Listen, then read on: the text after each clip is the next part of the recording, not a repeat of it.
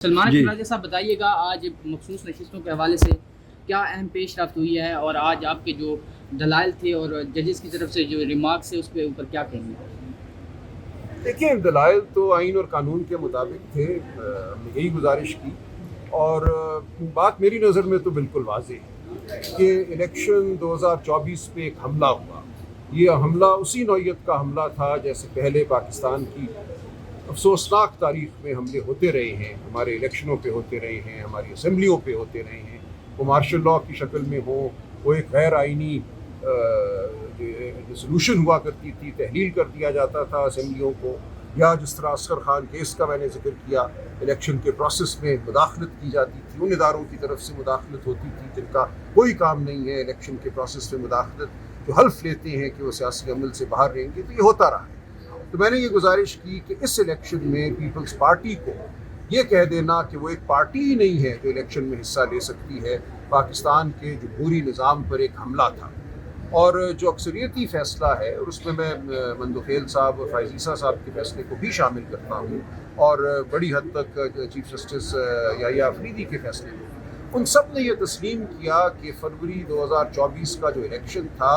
وہ ایک جبر کے ماحول میں ہوا، ایک ایسے ماحول میں ہوا جب آئین اور قانون کے مطابق جو حقوق دیے گئے ہیں پاکستان کے شہریوں کو ووٹ ڈالنے کے، جو حقوق حاصل ہیں تمام پارٹیوں کو بشمول پی ٹی آئی کو حقوق سلب کر لیے گئے تھے۔ الیکشن کمیشن نے اپنے غلط رول اور فیصلوں کی وجہ سے پی ٹی آئی کو ایک پارٹی ماننے سے انکار کیا، جس کی وجہ سے 80 لوگ جو تھے جن کو آزاد قرار دیا گیا تھا، ان کو 3 دن کا جو وقت دیا گیا ہے آئین میں، اس 3 دن کے عرصے میں سنی اتحاد کونسل جوائن کرنا پڑے۔ اگر یہ غیر آئینی قدم نہ اٹھایا ہوتا الیکشن کمیشن نے، جو انہوں نے ایک فیصلہ دیا، ایک رول بنایا کہ اگر سمبل آپ سے ہم چھین لیں تو آپ کو بطور پارٹی الیکشن میں حصہ ہی نہیں لینے دیا جائے گا، اس غیر آئینی رول کی وجہ سے یہ تمام افسوسناک صورتحال پیدا ہوئی۔ تو میجورٹی نے، 8 جج صاحبان نے اور دیگر 2 اور یحییٰ آفریدی صاحب نے اس کو مانا کہ یہ صورتحال ٹھیک نہیں تھی، اور مندوخیل صاحب اور یحییٰ آفریدی نے ہمیں 39 سیٹیں دیں، باقی 8 جج صاحبان نے 80 سیٹیں دی، اور کہا تصور کیا جائے گا کہ یہ 80 لوگ جنہوں نے سنی اتحاد کونسل میں شمولیت اختیار کی، وہ در حقیقت پی ٹی آئی ہی کے ایم این اے تھے، اور یہ شمولیت جو تھی ایک جبر کے تحت ہوئی، اس لیے اس شمولیت کا کوئی اثر نہیں ہوگا پی ٹی آئی کی پارلیمانی پارٹی کے طور پہ پارلیمان میں موجودگی پر۔ سو پی ٹی آئی کو پارلیمان میں موجود پارلیمانی پارٹی مانا گیا، اور 80 کے تناسب سے حکم دیا گیا کہ خواتین کی نشستیں اور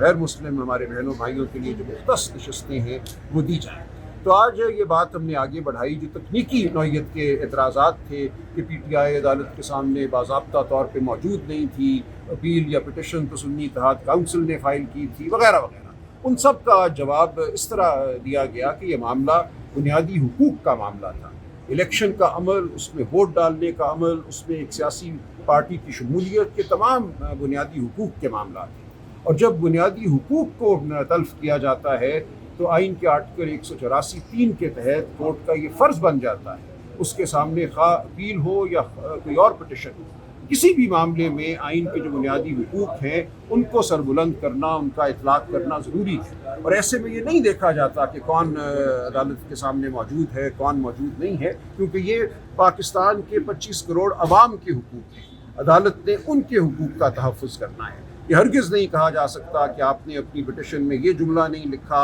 آپ نے یہ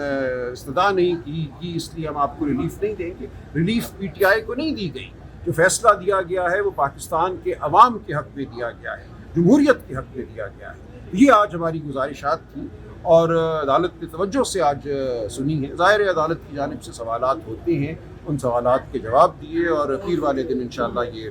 گزارشات جاری رہیں۔ سر، کل ایک فاضل جج نے کہا تھا کہ آپ ان سیٹوں کے حوالے سے اگلے الیکشن کی تیاری کریں، تو اس میں آپ کو لگتا ہے کہ یہ سیٹیں ملیں گی؟ دیکھیں، میں کچھ نہیں کہنا چاہتا کہ کیا ہوگا۔ دیکھیں، وہ تو جج صاحب جو ہیں ان کا تو پہلے جو فیصلہ ہے وہ بالکل واضح ہے۔ 2 جج صاحبان نے، جسٹس عبین الدین صاحب نے اور جسٹس نعیم اختر افغان صاحب نے، تو یہ فیصلہ دیا ہوا ہے نا کہ کوئی سیٹ پی ٹی آئی کو نہیں ملنی چاہیے۔ یہ وہ 2 اقلیتی جج ہیں، باقی 11 نے تو یہ مانا ہے کہ پی ٹی آئی کو سیٹیں ملنی چاہیے، تو انہوں نے اپنے اسی جو ان کا ایک نقطۂ نظر ہے اس کو دہرایا کل، تو وہ کوئی تعجب کی بات نہیں۔ لیکن باقی جج صاحبان کا اپنا نقطۂ نظر ہے۔ سر آج آپ نے عدالت میں یہ بھی کہا ہے کہ کچھ باتیں میں یہاں پہ نہیں کروں گا، میں باہر جا کے کروں گا۔ آج آپ وہ کون سی سر ایسی باتیں ہیں جو آپ عدالت میں نہیں کرنا چاہ رہے تھے؟ کیا وہ باتیں تھیں؟ دیکھیں، بار بار یہ کہا گیا کہ یہ سیاسی جماعتیں جو ہیں ہر الیکشن میں کوئی نہ کوئی منظور نظر جماعت ہوتی ہے، آپ لوگ کیوں منظور نظر بن جاتے ہیں؟ یہ در حقیقت سوال تھا کہ پچھلے الیکشن میں یا اس سے پچھلے الیکشن میں جب بھی الیکشن پاکستان میں ہوتی ہیں تو کوئی جماعت معطوب ہوتی ہے۔ 1980 میں 1990 میں پیپلز پارٹی معطوب تھی جس سے اصغر خان کیس نے جنم لیا، اس کے بعد کبھی ایک معطوب کبھی دوسری معطوب۔ تو جج صاحب نے یہ کہا کہ آپ سب سیاسی جماعتوں کو یہ فیصلہ کرنا ہے کہ آپ نے کسی دوسری جماعت کو نقصان پہنچانے کے لیے انتظامیہ کا، اسٹیبلشمنٹ کا منظور نظر نہیں بننا۔ جب اس ملک میں اس پہ اتفاق رائے ہو جائے گا تو معاملات ٹھیک ہونا شروع ہو جائیں گے۔ تو اس حد تک تو میں اس بات سے اتفاق کرتا ہوں کہ اس ملک میں بالکل ایک کنسنسس ہونا چاہیے